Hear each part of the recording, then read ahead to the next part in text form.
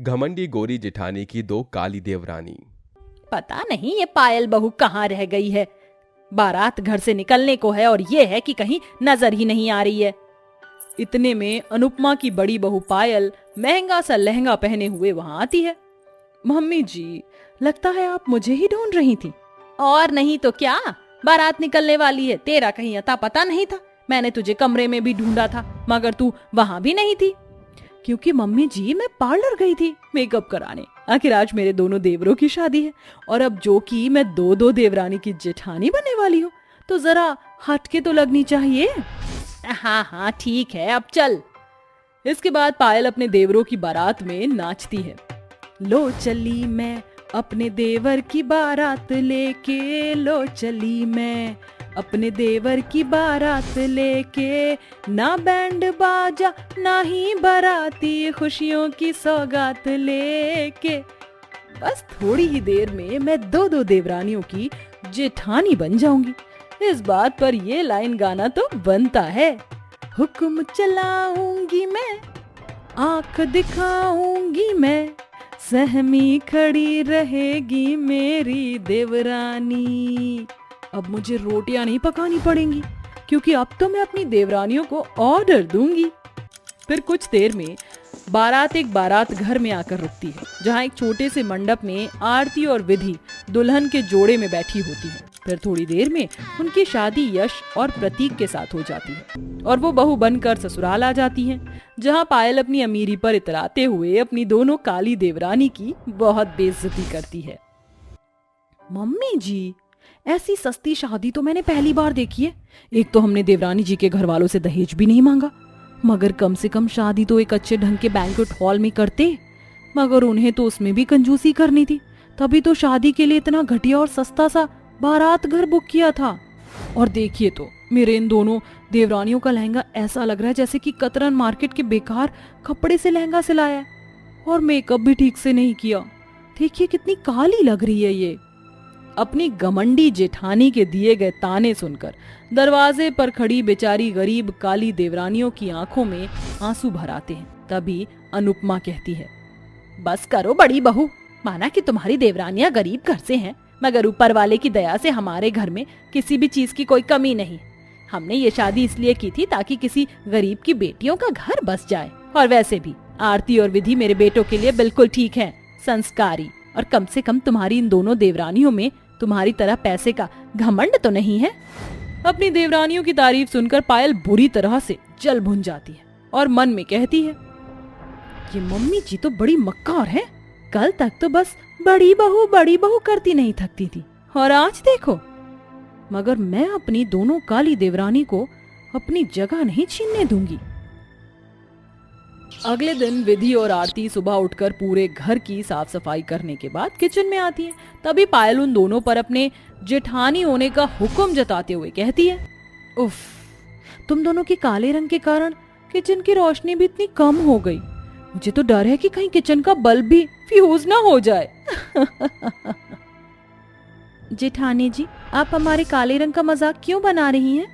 अच्छा ठीक है, तुम दोनों गुस्सा मत करो, वरना कहीं गुस्से में जलकर और काली ना हो जाओ। वैसे तुम दोनों ने अभी तक अपनी पहली रसोई की रस्म शुरू क्यों नहीं की? जेठानी जी, हम दोनों माँ जी का इंतजार कर रहे हैं, वही तो बताएंगी कि हमें क्या बनाना है। जी नहीं, तुम दोनों की मैं जेठानी हूँ और तुम दोनों मेरी देवरानी। मैं तुम्हें बताऊंगी कि तुम्हें क्या बनाना है। इसलिए अपनी पहली रसोई में छोले, पूरी, राजमा, चावल, कढ़ाई पनीर, दाल मखनी और हाँ, मीठे में 3-4 तरह की मिठाई बनाना। मगर गलती से भी गुलाब जामुन मत बनाना, काली मिठाई किसी को पसंद नहीं। बेचारी दोनों देवरानी अपनी अमीर जेठानी की दी गई फरमाइश पर घंटों तक सारा खाना बनाती है, जिससे उन्हें गर्मी में बहुत ही ज्यादा परेशानी होती है। आज तो मंदिर से घर आने में देरी हो गई, मैं आती हूँ। मम्मी जी, आप मेरी दोनों देवरानियों को पहली रसोई में क्या बनाना है यही बताने जा रही है ना? मगर आप चिंता मत कीजिए, मैंने उन्हें पहले ही बता दिया है। ये तूने बहुत ही अच्छा काम किया बड़ी बहू। थोड़ी देर बाद, जेठानी जी, सारा खाना बन गया है, हम इन्हें टेबल पर परोसने जा रहे हैं। अरे मेरी बिल्लो रानियों, यहीं ठहरो, पहले मुझे खाना टेस्ट करने दो। ये कैसे कच्चे पक्के छोले बनाए और ये राजमा, कितनी मिर्च है इसमें। और तो और इन मिठाई में भी 1 पैसे का स्वाद नहीं। तुम दोनों किसी काम की नहीं। पायल जानबूझकर ज्यादा खाना निकाल लेती है। खाने की मेज पर थोड़ा सा खाना होने के कारण खाना कम पड़ जाता है। देख लीजिए मम्मी जी, पहली रसोई का खाना ही कम पड़ गया। ये तो अपशगुन है।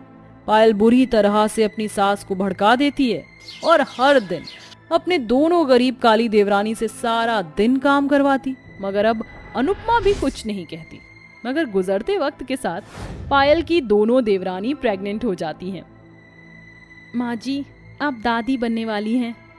हाँ माँ जी, मैं और विधि प्रेग्नेंट हैं। क्या सचमुच? मेरी बहू माँ बनने वाली है। अब तो मैं सभी को मिठाइयाँ बांटूंगी। अपनी देवरानियों के प्रेग्नेंट होने की खबर सुनकर पायल बिल्कुल भी खुश नहीं होती, बल्कि वो पूरी तरह से चिढ़ जाती है। बिल्कुल नहीं, मैं अपनी दोनों देवरानियों के बच्चों को इस दुनिया में नहीं आने दूंगी। इन पर इतने जुल्म ढाऊंगी कि इनका बच्चा पेट में ही मर जाएगा। उस दिन से पायल अपनी प्रेग्नेंट गरीब देवरानी को परेशान करने के लिए घर के फर्श पर पानी गिराकर उनसे पोछा लगवाती है। विधि, आरती, अरे कहाँ हो मेरी काली देवरानियों? क्या बात है जेठानी जी, प्रेग्नेंट होने की खुशी में तुम दोनों अंधी हो गई हो क्या? देखो तो, ठीक ढंग से पोछा भी नहीं लगाया। यहाँ कितना पानी गिरा है। मगर जेठानी जी, मैंने तो अच्छे से पोछा लगाया था। और अगर थोड़ा सा पानी गिर भी गया तो आप इसे साफ कर दो। क्यों, तुम दोनों के हाथ टूट गए हैं क्या, जो तुम्हारे होते हुए मैं ये करूं? चलो अभी के अभी यहाँ पोछा लगाओ और फिर जाकर मेरा बेडरूम साफ कर दो। और हाँ, घर के सारे पर्दे गंदे हो गए हैं तो वो भी धो देना। बेचारी दोनों प्रेग्नेंट देवरानियां सारा दिन काम करती रह जाती हैं, जिस कारण उन्हें आराम नहीं मिलता। मगर पायल उनके बच्चों को मारने की कोशिश नहीं छोड़ती। इसी तरह अब वह 8 महीने की प्रेग्नेंट हो जाती हैं और फिर भले ही अब तक मेरी काली देवरानी है मुझसे बच गई, मगर इस बार मैं देखती हूँ कि इन्हें और इनके बच्चों को मुझसे कौन बचाता है। जैसे ही मेरी काली देवरानी इस कच्चे पपीते का जूस पिएंगी, उनका बच्चा खत्म। पायल पपीते का जूस लाकर अपनी देवरानियों को पीने को देती है। विधि, आरती, मैं तुम दोनों के लिए जूस बनाकर लाई हूँ, ये लो पी लो। मैंने तुम्हें बहुत परेशान किया है ना, मगर आज के बाद तुम दोनों को फिर कभी किसी शिकायत का मौका नहीं मिलेगा। हम जानते थे जेठानी जी, एक ना एक दिन आप बदल जाएंगी। ये बोलकर विधि और आरती जूस पी लेती है। तभी उन्हें बहुत जोरों से दर्द उठता है। माँ, ये अचानक से पेट में दर्द शुरू हो गया। अब मुझे भी बहुत पेट में ज्यादा दर्द हो रहा है। हमारे होने वाले बच्चे ठीक तो हैं? मुझे कहते हुए बहुत ही दुख हो रहा है काली देवरानियों, मगर अभी जो तुमने जूस पिया वो पपीते का था, इसलिए तुम्हारा बच्चा तो बचने से रहा, वो तो गया। ये सुनकर विधि और आरती बहुत ही ज्यादा रोने लगती हैं और अपनी सास को सब कुछ बता देती हैं। बड़ी बहू, तुझे जरा भी अंदाजा है कि तूने क्या किया है? अरे इतना नफरत और घमंड तेरे अंदर आखिर क्यों है? तू जिंदगी भर दूसरों की खुशियों से जलती रही, शायद इसीलिए तू अब तक माँ नहीं बन पाई और ना कभी बनेगी। कुछ ही देर में अनुपमा अपनी दोनों प्रेग्नेंट बहुओं को अस्पताल ले आती है। देखिए, आपकी दोनों बहुओं को 8वें महीने में ही लेबर पेन शुरू हो गया है। हमें ऑपरेशन करना होगा। कुछ भी कीजिए डॉक्टर साहब, लेकिन मेरी दोनों बहू और उनके बच्चों को बचा लीजिए। कुछ ही देर में विधि और आरती की डिलीवरी हो जाती है, जिसमें विधि को जुड़वा बच्चे होते हैं जो कि बहुत ही गोरे और सुंदर होते हैं, और विधि अपना एक बच्चा पायल को देती है। लीजिए जेठानी जी, आज से मेरा एक बच्चा आपका है, इसे आप रख लीजिए। नहीं देवरानी जी, मैं इस बच्चे की माँ बनने के लायक नहीं, मुझे माफ कर दो विधि। जेठानी जी, एक औरत होने के नाते मैं समझ सकती हूँ, एक औरत माँ नहीं बन पाती तो उसके दिल पर क्या बीतती है। मैंने आपको माफ कर दिया, आज से मेरा एक बच्चा आपका है। पायल रोते हुए उस बच्चे को गले से लगा लेती है और अपना घमंडी स्वभाव हमेशा हमेशा के लिए छोड़कर अपनी देवरानियों के साथ खुशी से रहने लगती है।